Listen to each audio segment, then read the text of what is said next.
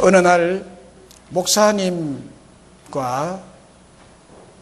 한 청년과 과학자 이 세 사람이 같은 시간에 같은 비행기에 각각 여행을 위해서 함께 탑승을 했습니다. 그런데 이 비행기는 경비행기였는데 이륙 후 한 30분 비행을 하다가 갑자기 조종사가 조종실에서 객실로 오더니 5분 뒤에 기계 고장으로 이 비행기는 폭파합니다라고 말했습니다. 그리고 이 비행기는 낙하산이 총 3개밖에 없습니다. 그 중에 한 개는 조종사 자기가 이렇게 메고 뛰어내리라고 방법을 가르쳐주면서 자기가 그 낙하산을 메고 제일 먼저 뛰어내렸습니다. 그러자 과학자가 잽싸게 낙하산을 둘러매고는 나는 중요한 연구과제가 있으니 살아야 한다면서 뛰어내렸습니다. 이제 낙하산은 하나밖에 남지 않았습니다. 남은 두 사람은 서로의 얼굴만 쳐다보다가 목사님이 그 청년에게 이렇게 말했습니다. 얘야, 낙하산 메고 뛰어내리라. 나는 여기서 죽음을 맞겠다. 그러자 소년이 안도의 숨을 내쉬면서 이렇게 말했습니다. 목사님, 우리 둘이 같이 살 수 있어요. 방금 뛰어내린 그 과학자가 급히 뛰어내리면서 내 보이스카우트 배낭을 낙하산인 줄 알고 메고 뛰어내려 버렸습니다.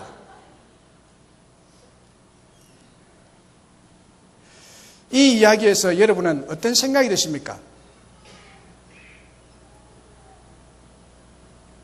목사님과 이 청년, 과학자, 경비행기 조종사 모두 4명의 사람이 있고 낙하산은 3개뿐인 그리고 5분 뒤에 폭발할 비행기 속에서 일어난 얘기입니다. 조종사는 살았으나 이미 죽은 심령입니다. 과학자도 저 혼자 살려다가 결국은 살았으나 죽은 과학자입니다. 목사님만이 자신이 희생하며 죽음도 두려워하지 않고 남을 살게 해주고 자기는 죽으려다가 소년도 자신도 산 진정으로 그 마음에 천국을 소유한 사람의 아름답고 고결하고 가치 있는 삶입니다. 여러분, 어느 누가 그 순간에 자신이 살고 싶은 마음이 없었겠습니까? 그러나 목사님께서는 나는 여기서 죽음을 맞겠다고 한 것은 이미 목사님 마음속엔 천국에 대한 믿음과 소망이 있었고 폭발하는 비행기와 함께 그 순간에 주님이 계시는 천국에서 살고 싶었던 것입니다. 천국에 대한 소망과 천국에 대한 확신과 천국에 대한 믿음이 너무나 분명했기 때문에 앞날이 창창한 이 청년을 살려주고 자기는 거기서 하늘나라에 가고 싶었던 것입니다. 마음의 천국을 소유한 자는 이와 같이 마지막 순간까지도 그 마음속에 천국을 누릴 수 있다는 것입니다. 그렇다면 어떻게 이런 삶이 우리에게 가능할까요? 어떻게 우리도 이렇게 삶을 살 수 있을까요? 그 마지막 순간에 넘넘하게 남을 살릴 수 있는 내 마음속에 천국을 누릴 수 있을까요? 그것은 주님은 보화와 진주 같은 천국을 우리에게 주셨기 때문입니다. 44절로 46절에 천국은 마치 밭에 감추인 보화와 같으니 사람이 이를 발견 후 숨겨두고 기뻐하며 돌아가서 자기의 소유를 다 팔아 그 밭을 사느니라. 또 천국은 마치 좋은 진주를 구하는 장사와 같으니 극히 값진 진주 하나를 발견하며 가서 자기의 소유를 다 팔아 그 진주를 사느니라. 천국은 이와 같은 것이니라 라고 말씀합니다. 우리 하나님은 우리에게 천국, 즉 하나님의 나라를 은혜의 선물로 우리 각자에게 주신 줄로 믿습니다. 이 천국을 우리에게 어떻게 주셨는지를 보십시오.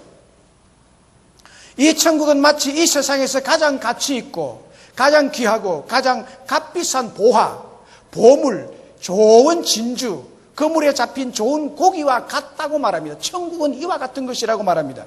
예수님 당시와 그리고 예수님의 그 이전의 이스라엘 나라와 고대 근동 지역 나라에서는 전쟁이 너무나 빈번하게 일어났습니다. 전쟁이 몇 개월 걸러서 계속 전쟁이 일어났습니다. 전쟁이 일어나면 일시에 피난을 가야 하는데 그때 부자들은 집에 있는 다이아몬드 10kg짜리, 금괴 50kg짜리, 은수저 100kg짜리, 300데나리에 나가는 아주 값비싼 향유, 옥합 등등 보물을 가정용 금고에 넣어두고 보관을 해왔습니다. 그 금고를 자기 밭에다가 깊은 구덩이를 파고 숨겨두고 전쟁이 일어나면 피난길에 오르는 것입니다. 그러다가 포로로 잡혀가서 돌아오지 못하는 경우도 있고 혹 전쟁 중에 죽고 그렇게 함으로써 그 보물 금고가 묻힌 밭의 주인이 아들이나 친척들이 적당한 가격에 팔아버리는 것입니다. 그래서 그 보물 금고가 묻혀있는 밭의 주인도 세월이 흘러서 바뀌어서 그 밭 속에 묻힌 너무나 값비싼 고귀한 보물 금고가 있는지 아무도 모르게 되어버립니다. 그런데 그 밭을 빌려서 농사하던 사람이 어느 날 밭을 갈다가 보물 금고가 자기 밭 밑에 묻혀 있는 것을 발견하고 이 보물 금고에 대한 비전을 가지게 됩니다. 천국이 이렇게 우리에게 주어진다는 것을 비유적으로 말하는 것입니다. 이 농부가 밭을 갈다가 보물 금고를 발견하듯이 천국이 우리에게 이렇게 발견되어진다는 거예요.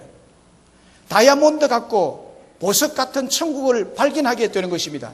이 발견하는 것이 바로 하나님의 은혜인 줄로 믿습니다. 발견하는 것입니다. 천국은 발견하는 것입니다.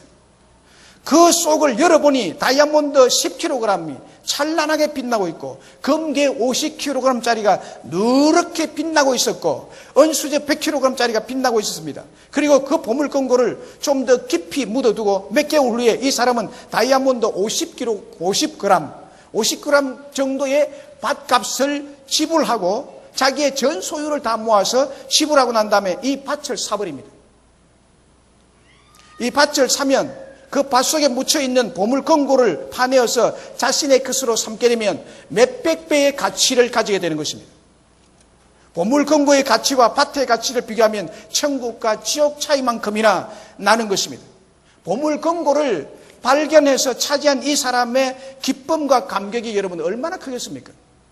바로 천국을 소유한 자가 마치 이와 같다는 것이 예수님의 비유의 핵심입니다. 고린도후서 12장 1절 2절에 보면 이런 신비한 말씀이 나옵니다. 무익하나마 내가 부득불 자랑하노니 주의 환상과 계시를 말하리라. 내가 그리스도 안에 있는 한 사람을 아노니 그리스도 안에 있는 한 사람을 아노니 그는 14년 전에 셋째 하늘에 이끌려 간지라. 그가 몸 안에 있었는지 몸 밖에 있었는지 나는 모르거니와 하나님은 아시느니라 라고 고백합니다. 사도 바울은 하나님께서 보여주신 환상과 하나님의 계시를 친히 보았는데 그것이 세 번째 하늘인 천국에 올라가서 천국을 보고 왔다는 말씀입니다. 천국은 세 번째 하늘에 있습니다. 이 전 우주는 3층으로 되어 있습니다. 여러 계보로 되어 있는지 알고 있는지 여러분 모르겠지만은요, 성경상 이 온 우주는 3층으로 되어 있습니다. 아파트가 10층, 18층, 20층 있어서 이 지구도 여러 겹겹이 막 쌓여가지고 있는 줄 알지만 아닙니다. 이 온 우주는 3층, 지구로 둘러싼 대기권은 1층 하늘입니다. 비행기가 날고 대기가 아주 기온차가 심하고 비가 오고 눈이 내리고 바람이 불고 이 대기권을 영어로 스카이라 그러는데 이게 1층 하늘이에요. 2층 하늘은 스페이스, 공간이라 그러는데 이 대기권을 딱 넘어서면 그 경계면을 넘어서면 이 로켓가 들어가는 거기에 이 위성들이 떠 있는 곳, 달과 해와 별들이 떠 있는 곳 그곳에 가면 사람이 둥둥 떠죠. 물건들이 떠 있죠. 거기에 떠 있는 이곳을 스페이스 공간이라 그래요. 이것이 세컨드예요. 2층 두 번째 하늘이에요. 두 번째 하늘, 이 공간 자체가 얼마나 큰지 과학자들이 다 측량을 못할 정도로 큽니다. 그 다음에 그것을 넘어서면 세 번째 하늘이 있는데 그 세 번째 하늘에는 이 무중력 상태의 공간을 벗어나서 그 경계면을 딱 뚫고 들어가면 거기에 하나님 나라가 펼쳐지는데 영어로 헤븐이라 그래요. 하늘나라, 천국은 실제로 우리가 푸른 하늘 저 너머에 하나님이 계시는 그 천국이 펼쳐지고 있는 것입니다. 지금도 그 천국에서는 먼저 간 성도들이 하나님께 영광을 돌리고 찬송하고 천군 천사들 하나님께 찬양하는 이런 광경이 펼쳐지고 있습니다. 우리 육안으로는 볼 수가 없습니다. 사도 바울이 여기에 갔다 와가지고 거기에서 천국에 갔을 때 자기가 자기 몸 안에 있었는지 몸 밖에 있었는지 도저히 알 수 없는 신비로운 환상 가운데, 신비로운 경이로운 가운데 거기에 자기가 있다가 왔다고 말합니다. 그래서 사도 바울은 그의 서신의 핵심이 기쁨입니다. 그는 천국을 보았기 때문에 그의 마음에는 늘 기뻐했습니다. 빌립보서 1장 23절 24절에 이런 고백을 들을 수 있습니다. 내가 그 둘 사이에 끼었으니 차라리 세상을 떠나서 그리스도와 함께 있는 것이 훨씬 좋은 일이라. 그렇게 하고 싶으나 자기는 지금 살아가는 데 있어서 빨리 그리스도께서 계시는 예수 그리스도와 함께 사는 천국에 가서 살면 좋겠다고 말합니다. 그렇게 하고 싶으나 내가 육신으로 있는 것이 너희를 위하여 더 유익하리라 했습니다. 그는 천국에 가서 살고 싶은 것이 그의 소원이었어요. 이 빌립보스에서 그렇게 기록하는데, 빌립보스를 기록할 당시에 사도 바울은 로마 감옥에 갇혀 있습니다. 그는 이 로마 감옥에서 순교를 합니다. 그는 죽음이 임박해 있고 그는 이곳에서 살아나갈 수가 없다는 것을 그는 알고는 빌립보 성도들에게 편지를 마지막으로 쓰는 것이 빌립보스입니다. 거기에서 그는 죽기 싫어서가 아니라 죽고 싶지만 예수 그리스도를 모르고 하나님 나라를 모르고 천국을 모르는 사람에게 더욱더 복음을 전해서 그들에게 복음을 알게 하기를 원해서 나는 산다라고 그의 삶의 목적을 분명히 밝히고 있습니다. 감옥에 있는 그에게 죽음이 임박하고 있다는 것을 직감한 그는 노하거나 근심하거나 불안해하거나 절망하지 아니었습니다. 오히려 기뻐하고 기뻐했으며 또 다른 사람을 건면할 때 기뻐하고 기뻐하라고 건면하고 있는 서신이 이 빌립보서입니다. 그리고 빌립보 3장 7절로 9절에 보면 무엇인지 내게 유익하던 것을 내가 그리스도를 위하여 다 해로 여길 뿐더러 또한 모든 것을 해로 여기면 내 주 그리스도를 얻고 예수 그리스도를 아는 지식이 가장 고상하기 때문이라. 내가 그를 위하여 모든 것을 잃어버리고 배설물로 여기면 그리스도를 얻고 그 안에서 발견되려 함이니 내가 가진 의는 율법에서 난 것이 아니요 오직 그리스도를 믿음으로 난 의라 라고 말합니다. 사도 바울은 이미 그의 마음속에 천국을 소유했기 때문에 천국에 계신 그리스도보다도 더 귀하고 더 고상하고 더 보배로운 것이 이 땅에는 없다는 것입니다. 자기를 자기에게 했던 학이나 그가 알고 있는 모든 율법의 지식이나 그가 확보한 모든 세상적인 지위나 이 모든 것이 자기에게는 그리스도를 아는데 방해가 된다고, 배설물처럼 버린다고. 화장실에 가서 배설물을 버리지 않고 여러분 계속 몸속에 간직하면 어떻게 되죠? 바울이 고백한 대로 이 배설물 이것을 버리지 않으면 내게 해로울 것이라고 말합니다. 우리 몸을 해롭게 하고 병들게 하죠. 똥오줌을 배설 안 하면요. 자기에게 유익하다고 생각했던 모든 세상적인 것을 배설물처럼 여겼다고 말합니다. 그래서 그는 천국을 소유하고부터는 그리스도께 해가 된다는 것을 알았습니다. 세상 것들이. 천국을 소유하지 않으면요 세상 것에 애착을 가지기 마련입니다. 우리 중에 천국을 소유한 사람은 세상에 애착을 안 느낍니다. 오늘날 천국과 지옥 이야기라면 웃기는 소리 한다고 들으실지 모르겠습니다만 이것은 매우 안타까운 일입니다. 시편 14편 1절에 보면 어리석은 자는 그 마음이 이르기를 하나님이 없다는 도다 했습니다. 어리석은 자는 하나님이 세상에 어디 있느냐, 천국이 어디 있느냐, 지옥이 어디 있느냐 이렇게 말을 합니다만 그렇게 말하는 사람 보면 참 안타까운 일입니다. 이 세상에서 가장 어리석은 자는 천국이 없다, 지옥이 없다, 하나님 어디 있느냐라고 말하는 사람입니다. 은연이 있는데 없다고 하는 것이 얼마나 어리석은 사람입니까? 누가복음 16장에 보면 부자와 거지 나사로 이야기가 나옵니다. 나사로는 비록 가난해서 집도 없이 살았지만은 천국을 믿는 자고 그 마음에 천국이 있는 자였습니다. 그런데 부자는 천국과 지옥의 존재를 전혀 모른 채 부정하면서 날마다 호화로이 즐기면서 자기 생활을 즐기면서 살다가 나사로와 부자가 한날 한시에 죽게 되었습니다. 천국을 부정하고 믿지 않았던 부자는 지옥 불구덩이에 떨어지고 나사로는 천국에 있는 아브라함 품에 완전한 영화를 누리고 있었습니다. 이와 같이 사람이 죽으면 천국 아니면 지옥에 떨어지도록 정하여져 있습니다. 이것은 누구도 변경할 수가 없습니다. 여러분, 하나님 만들 때 밥은 입으로 먹도록 만들었지 나는 입으로 먹기 싫다 해서 다른 데 구멍을 뚫어가지고 먹을 수 없습니다. 이렇게 입으로 먹을 수 있도록 정해놓은 것은 아무도 변경할 수가 없는 것처럼 예수를 믿어야 천국 가고 믿지 않으면 지옥에 떨어진다는 사실은 하나님이 정하신 불변의 법칙입니다. 그런데 여러분, 나사로가 죽어서 간 천국은 세 번째 하늘에 실제로 지금 존재하고 있습니다. 실제하는 천국을 하나님께서 우리에게도 믿음의 선물로 주신 줄로 믿습니다. 그런데 이 천국을 무엇과 같다고 말씀하고 있습니까? 천국은 영원한 행복과 참 기쁨과 희락을 누리는 곳이라고 말합니다. 44절에 보면 보화를 발견하고 기뻐하며 돌아가서 그의 전 소유를 팔아 그 보화를 샀다고 말합니다.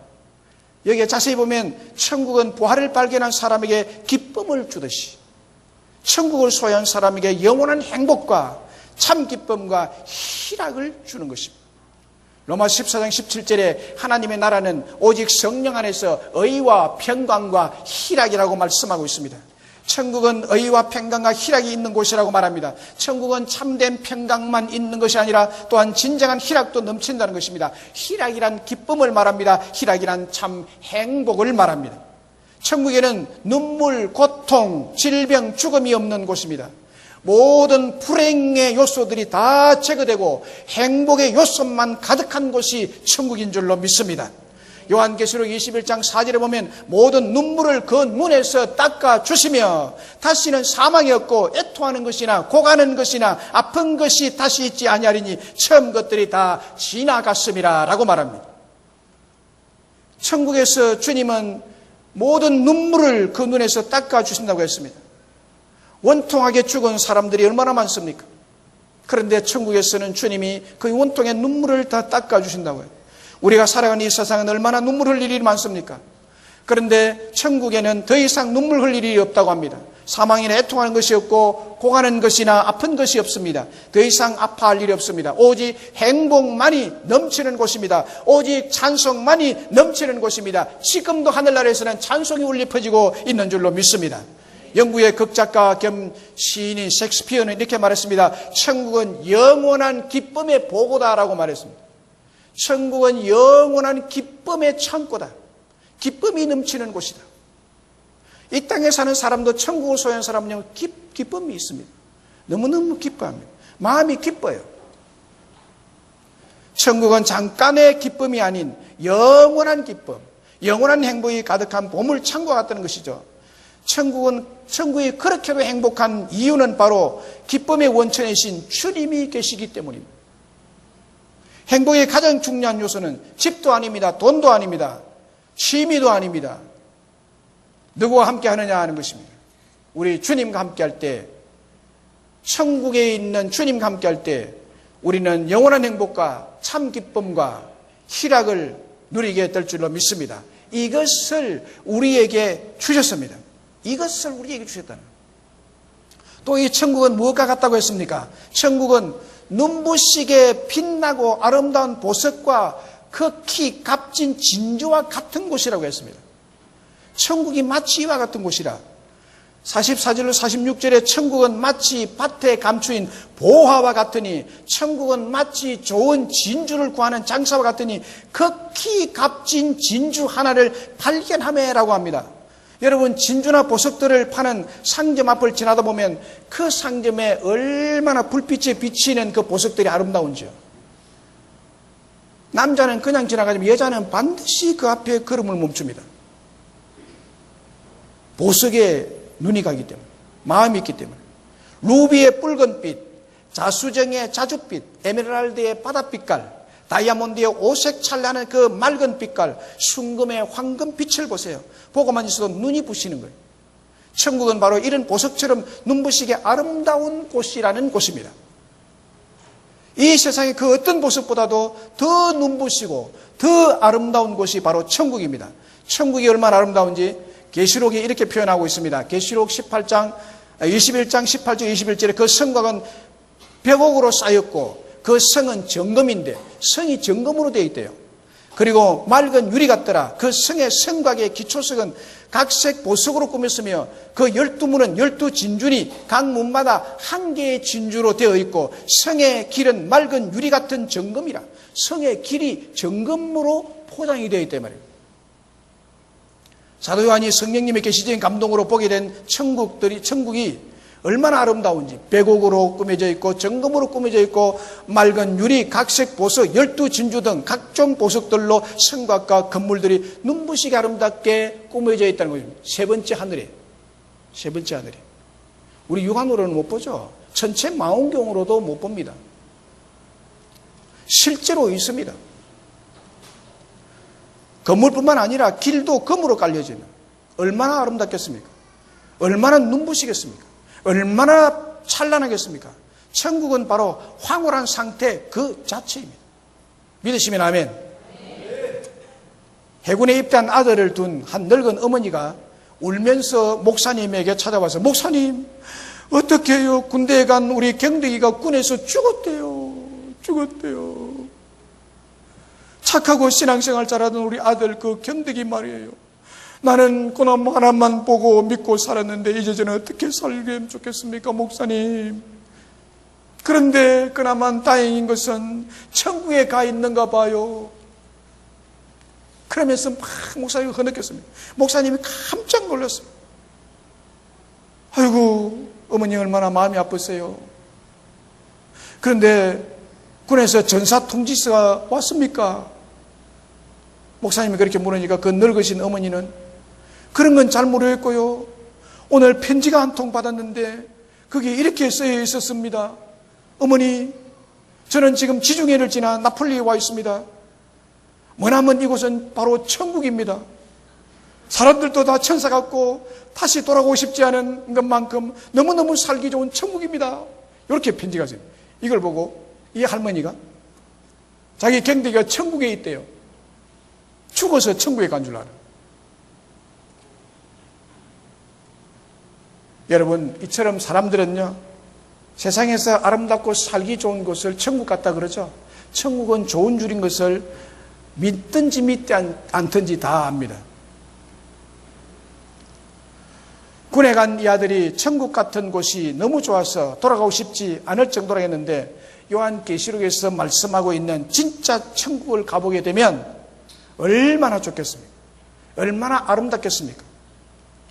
요한계시록 22장 1절 2절에 또 그 수정같이 맑은 생명수의 강을 내게 보이니 하나님과 및 어린 양의 보좌로부터 나와서 길 가운데로 흐르더라. 강 좌우에 생명나무가 있어 12가지 열매를 맺되 달마다 그 열매를 맺고 그 나무 잎사귀들은 만국을 치료하기 위하여 있더라 라고 했습니다.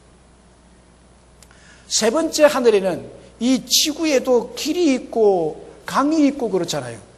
세 번째 하늘 스카이를 넘어서 스페이스를 넘어서 하나님 나라 the kingdom of God 하나님의 나라 그 헤븐에 가면 세 번째 하늘에 가면 이렇게 돼요. 수정같이 맑은 생명수의 강이 흐르고 그 강 좌우편에 생명나무가 섰는데 과일나무가 12과일이 주렁주렁 맺히는데 무슨 과일인지 몰라. 생명과일인데 너무너무 아름다울 거예요. 그것이 쫙 서 있는데 정말 장관이야. 너무너무 아름다워요. 천국이 이와 같다는 겁니다. 우리나라에 아름다운 강들이 있잖아요. 낙동강 굽이굽이 흐르고 섬진강이 얼마나 아름답습니까? 남한강, 북한강, 우리 한강이 얼마나 아름답습니까? 강이 흐르는 곳마다 그 전경을 가지고 있는 아파트는 얼마나 또 비쌉니까? 그런데 이런 강들과 비교도 안 되는 수정같이 맑은 생명수 강이 천국에는 흐르고 있다고 말합니다. 그리고 12과일이 각종 과일 열매를 탐스럽게 맺는데 그 잎사귀도 약재료가 된다고. 이 세상의 어떤 경치와도 비교할 수 없습니다.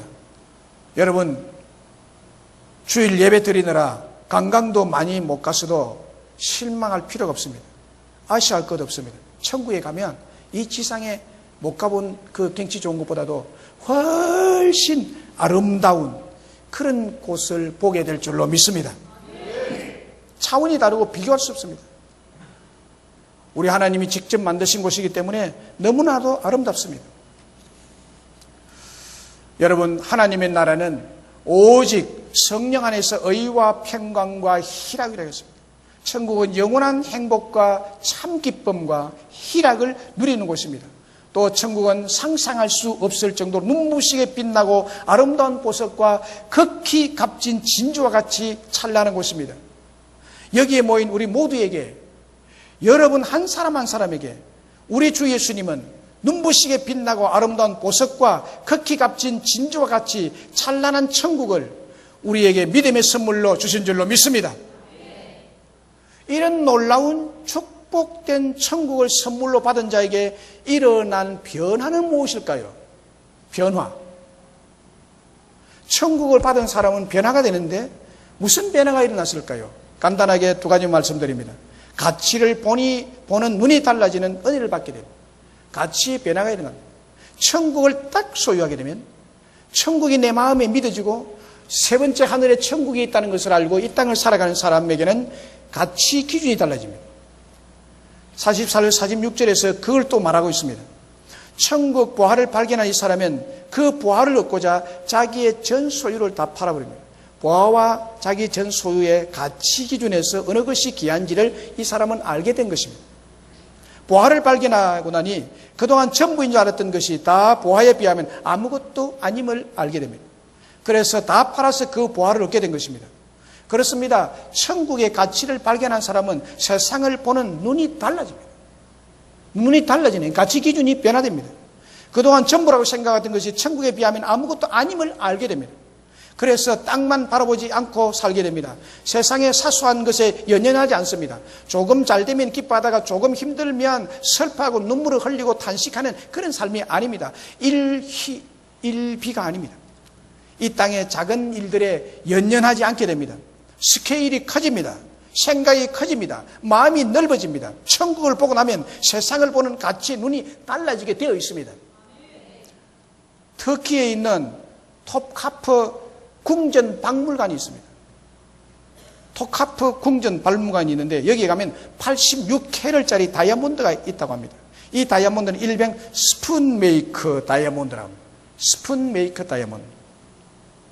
우리말로 숟가락 다이아몬드라는 뜻입니다. 왜 그 크고 귀한 다이아몬드를 스푼 다이아몬드라고 불렀느냐? 이 다이아몬드 원석을 발견한 한 어부가 스푼 3개와 이 원석을 바꾸었다고 해서 스푼 다이아몬드라. 정말 값을 매길 수 없을 조차 엄청난 가치가 있는 86캐럴짜리 다이아몬드를 숟가락 3개와 바꾸었다는 거예요. 숟가락 3개. 그것이 터키 박물관에 그들이 있대요.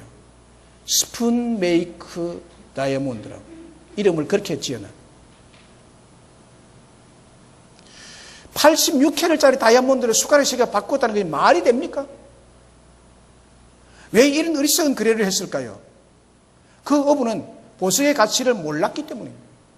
보석의 가치를 몰랐어요. 다이아몬드의 가치를 보는 눈이 안목이 없었기 때문입니다. 그냥 돌덩어리로 봤습니다. 돌덩어리 하나 주고 숟가락 3개 줬으니 자기는 수지 맞았다고 생각한 것입니다. 어리석은 거래입니다. 그러나 오늘 많은 사람들이 이와 같은 삶, 어리석은 삶을 살고 있다는 사실입니다. 천국이라는 보석에 관심이 없습니다. 그 가치를 모르고 살아가고 있습니다. 이 땅의 밥숟가락을 더 소중히 여깁니다. 왜요? 천국의 가치를 발견하지 못했기 때문입니다. 그러나 오늘 우리는 천국의 가치, 그 보화를 발견한 사람들이고 그 가치를 볼 줄 아는 사람들이 된 줄로 믿습니다. 그래서 이 자리에 앉아 있은 줄로 믿습니다. 갈 곳도 많고 할 일도 많지만 이 자리에 하나님께 예배드리는 것이 가장 가치 있는 줄 알고 여기에 온 줄로 믿습니다. 저와 여러분 모두는 전적인 하나님의 이 은혜를 받은 자인 줄로 믿으시기를 주의 이름으로 축원합니다. 믿으시면 다시 한번 크게 아멘. 정저지와라는 사자성어가 있습니다. 정저지와. 이 말이 무슨 말인가? 우물안 개구리다 하는 뜻입니다. 우물안 개구리. 자신의 세계가 좁은 줄 모르고 그것이 전부인 양 알고 있는 자를 말합니다. 다시 말하면 생각이나 식견이 굉장히 좁아서 굉장히 좁은 사람을 비유합니다. 생각이나 식견이 어떻게 그리 좁은지 우물안 개구리는 자기가 살고 있는 그 우물안이 전부라고 생각합니다. 좁은 우물 안에서 만족하며 사는 것이 행복인 줄 압니다. 그리고 그 우물에서 보는 작은 하늘이 전부인 줄 압니다. 그러나 우물 밖으로 튀어나오면 생각지 못한 엄청난 세계가 있음을 알게 되죠. 천국을 발견한 사람도 마찬가지입니다. 천국을 발견한 사람은 우물한 개구리에 옹졸하고 넓은 수가 없고 발전성 없는 세계관에서 벗어나게 될 줄로 믿습니다. 먹고 마시고 좋은 집 사고 좋은 차 사고 좋은 옷 입고 자기 하고 싶은 것 하는 것이 너무 연연하지 않게 됩니다. 가치 기준이 달라지는 것입니다. 그것이 전부인 양 살지 않게 됩니다.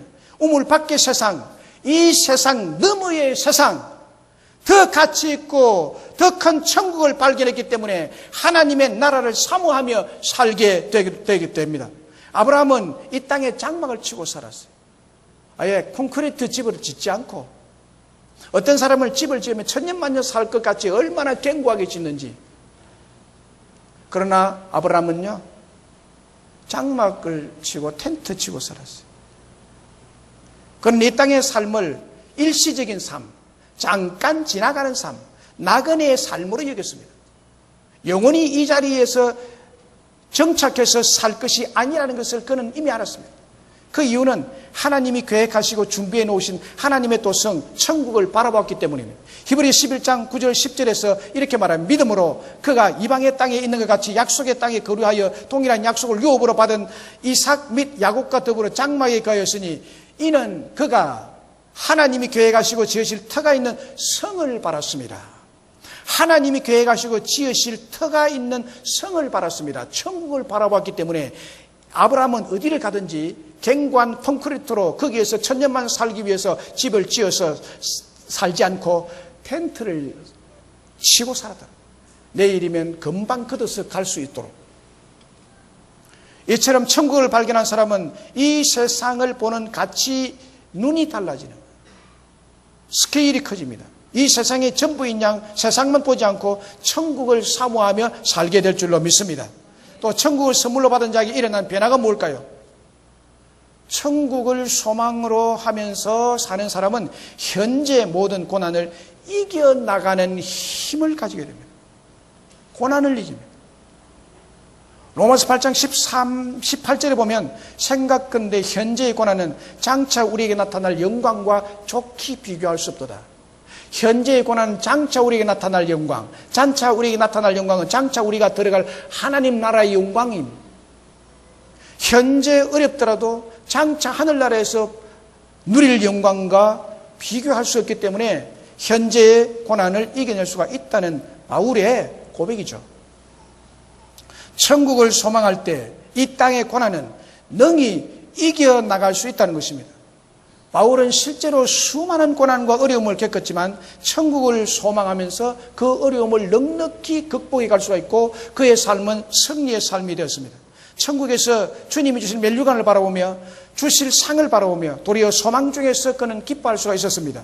디모데후서 4장 8절에 이제후로는 나를 위하여 의의 면류관이 예비되었으므로 주 곧 의로우신 재판장이 그날에 내게 주실 것이며 내게만 아니라 주의 나타나심을 사모하는 모든 자에게 이 상을 주실 것이라고 말합니다. 여러분, 이 상 받을 확신이 있으십니까?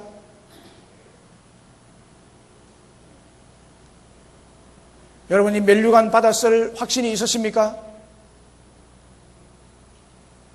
받아쓰게 되기를 간절히 바랍니다. 오늘 본문의 보화를 발견한 농부는 너무나 기뻐서 콧노래를 부르며 일을 했을 것입니다. 이제 곧 이 보화를 갖게 될 것을 생각하니 얼마나 기대가 되고 기쁘겠습니까? 천국을 발견한 사람은 이런 소망을 가지게 되고 소망이 넘치게 됩니다. 여러분, 새 아파트를 구입해 놓고 입주할 날짜를 기다리고 있는 사람이 얼마나 그 마음이 들떠 있겠습니까? 얼마나 신이 나겠습니까? 비록 지금은 월세를 살고 있어도, 지금 비록 집은 물이 새고 비가 새고 여름이면 찜통 같아도 조금만 참자, 그 새 아파트에 들어갈 것이다. 그 소망이 현재의 어려움을 기쁨으로 이겨내게 하죠. 그 소망이. 천국의 소망도 마찬가지입니다. 비록 이 땅에서 내 집이 없다 해도, 비록 삶의 현실이 고달프고 힘들다 해도 저 천국과 비교할 수 없는 아름다운 집이 나를 위해 준비되어 있음을 알 때 우리는 능히 현재의 고난을 이겨내게 될 줄로 믿습니다. 천국만 생각해도 절 웃음이 나오잖아요. 나 같은 사람이 천국을 소유하게 된 걸 생각하면 꿈꾸는 것 같죠. 행복한 은혜와 축복을 받은 것에 대한 소망이 넘쳐나게 될 줄로 믿습니다. 이스라엘 백성들이 그 혹독한 광야를 이겨나갈 수 있었던 것도 소망이 있었기 때문이었습니다. 이제 곧 젖과 꿀이 흐르는 가나안 땅에 들어갈 것이다. 하나님이 약속하신 젖과 꿀이 흐르는 땅에 내일이면 들어갈 것이다. 내일이면 들어갈 것이다 라는 소망을 가지고 있었기 때문에, 이 약속의 땅을 바라보며 갔기 때문에 그들은 그 혹독한 광야의 40년의 생활을 이겨낼 수가 있었던 것입니다. 천국 소망으로 현재의 모든 고난을 이겨나가는 믿음의 힘, 소망의 힘을 우리 모두에게 선물로 주신 줄로 믿습니다.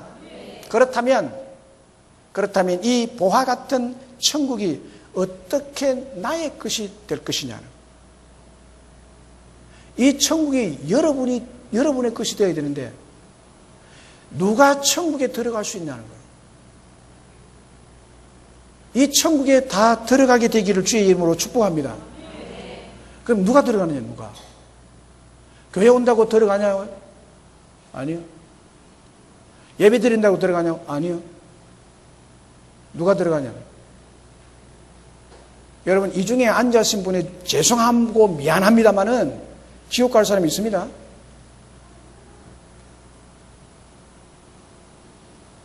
자, 그게 제 말이 아니고 성경이 말이에요. 49절로 50절 보세요. 세상 끝에도 일하리라. 천사들이 와서 의인 중에서 악인을 갈라내어 풀무불에 던져 넣으리니 거기서 울며 이를 갈리라. 여러분, 이 세상에서 어떤 직위를 가졌든지 어떤 삶을 살았든지 상관없어요. 갈라낼 거예요. 딱 갈라내고 집어서 딱 갈라가지고 의인 중에 악인이 있다 그랬어요. 뭐 악인 중에 악인은 말할 것도 없고, 의인이 모인 자리에서 악인을 갈라내겠다는 거예요. 천사가 와서 갈라내는데 이건 정확하게 갈라냅니다. 저는 여기에서 지옥 갈 사람 누군지 몰라요. 또 천국 갈 사람이 누군지 저는 모릅니다. 저는 못 가릅니다. 제가 가른다면 이건 완전히 잘못 가려요. 부정한 심판이 됩니다. 그러나 우리 하나님 파송한 천사는 정확하게 누가 천국을 믿는지 안 믿는지, 누가 예수를 믿는지 안 믿는지, 누가 어떤 생활을 하는지 정확하게 알고 계십니다. 그래서 의인 중에 앉아도 그 중에서 악인을 갈라내서 풀무불에 던져넣겠다, 지옥불에 던져넣겠다는 거예요.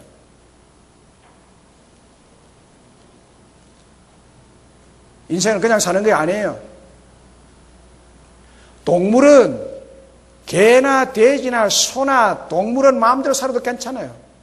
그러나 사람인 여러분은 마음대로 살면 안 돼요. 왜냐하면 천국과 지옥이 분명히 있습니다. 마지막 날에 세상 끝에도 일하리라. 천사들이 와서 의인 중에서 악인을 갈라내어 풀무불에 던져 넣으리니 거기서 울며 이를 갈미 있으리라. 문장으로 표현했지만 엄청난 고통이 영원토록 이를 가는 일이 있을 것이라고 말합니다. 뭐예요 이게? 참 의인만이 천국에 들어갈 것이라고 말합니다. 참된 의인만이 천국에 들어갈 것이다. 의인 중에 악인을 갈라내어 천국 밖으로 지옥 풀무불 속으로 던져 넣어서 거기서 슬피 울며 영원토록 고통에 이를 갈게 될 것이라고 말합니다. 의인 중에 악인이라고 했는데 이 말은 하나님을 믿는다고는 하지만은 하나님 불신한 사람이 아니에요. 하나님을 믿는다는 사람이에요. 그래서 믿는다는 속에 신앙생활을 하지만은 그 중에 천국을 믿지 않고 천국을 발견하지 못한 악인도 있다는 뜻입니다. 예를 들면 의인이었던 예수님의 12제자 중에 가룟 유다가 그 대표적인 예입니다.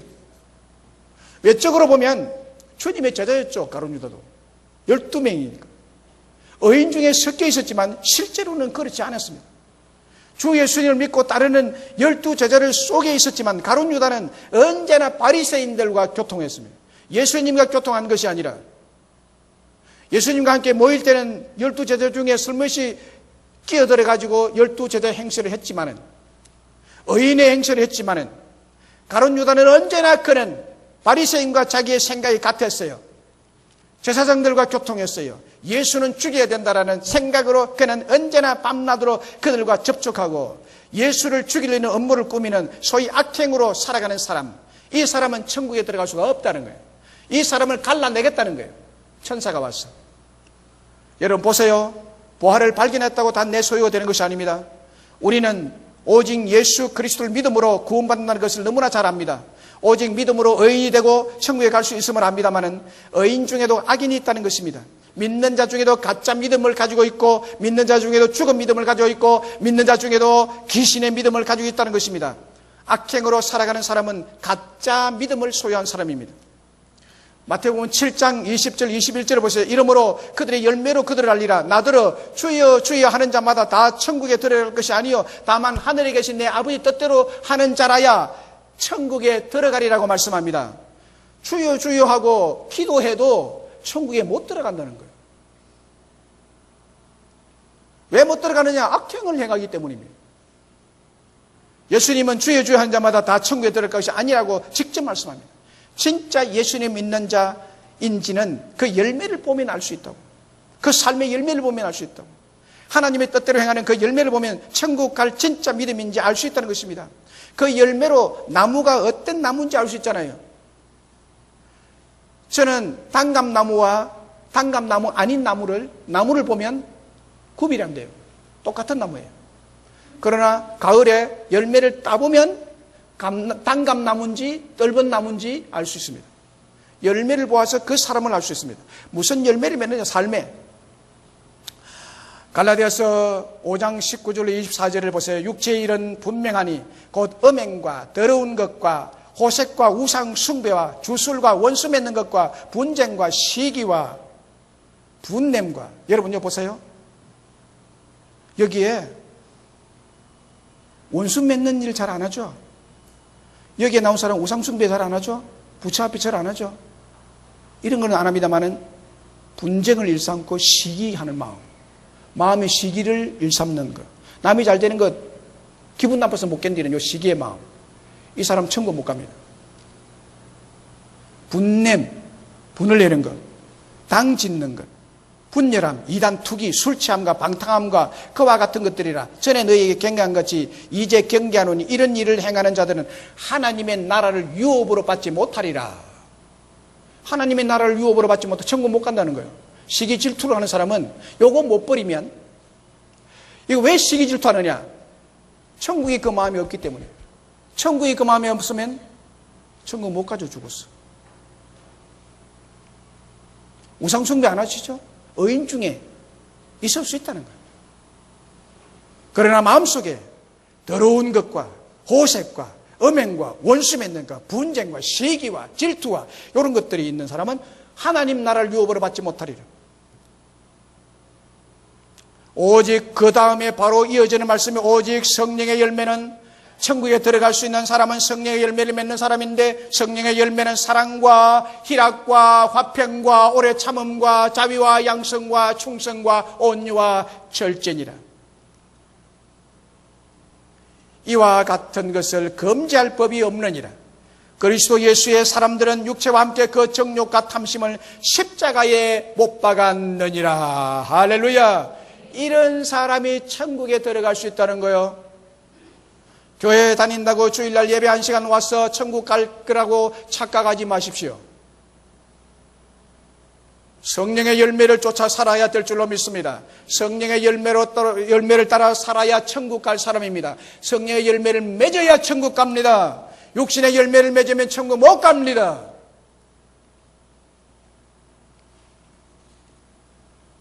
천국의 값진 부활을 발견한 사람이에요. 좋은 진주를 발견한 사람이기에, 의인의 반열에 서게 된 사람이기에 세상의 방탕한 길을 쫓아 살지 않고 천국의 소망을 두고 성령의 열매, 사랑과 희락과 화평과 오래 참음과 자비와 양성과 충성과 온유와 절제의 열매를 맺어가는 삶을 추구하면서 사는 사람이 천국에 갈 줄로 믿습니다. 의인 중에 섞여 있다고 무더기로 같이 딸려서 천국 가는 게 아니요, 다 갈라낼 것이라. 미국의 프로야구 선수가 있었는데 2차례나 월드시리즈 우승을, 대단한 겁니다.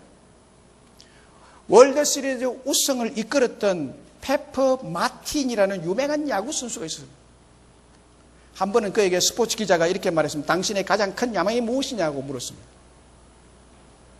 당신의 가장 큰 야망이 뭐냐? 스포츠 선수에게, 그것도 우승을 이끈 주역에게, 그 주장에게 물었습니다. 그런데 그는 이렇게 대답했습니다. 나의 가장 큰 야망은 천국에 들어가는 것입니다. 예상 밖의 말. 예상 밖에.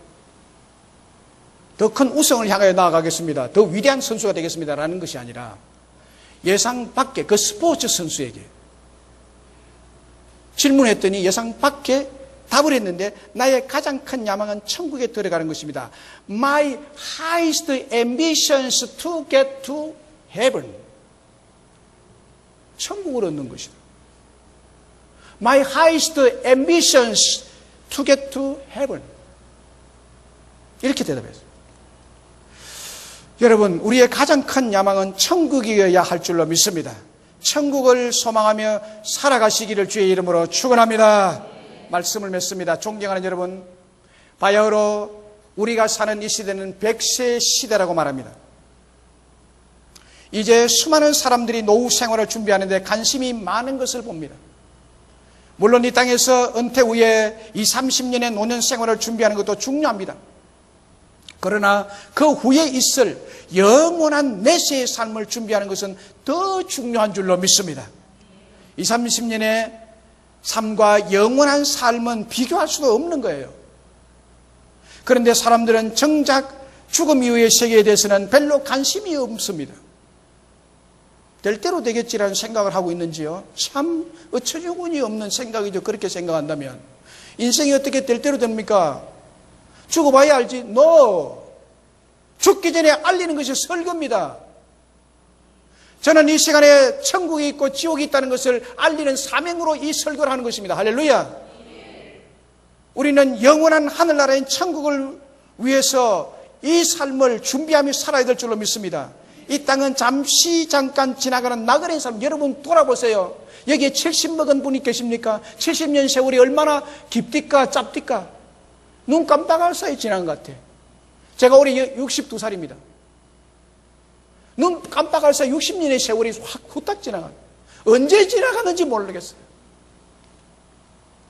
우리의 삶이 나그네의 삶이요, 천국은 영원한 삶이 있는 곳입니다.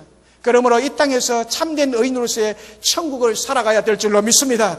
이 땅에서 천국을 살아야 천국 갈 것 아니요.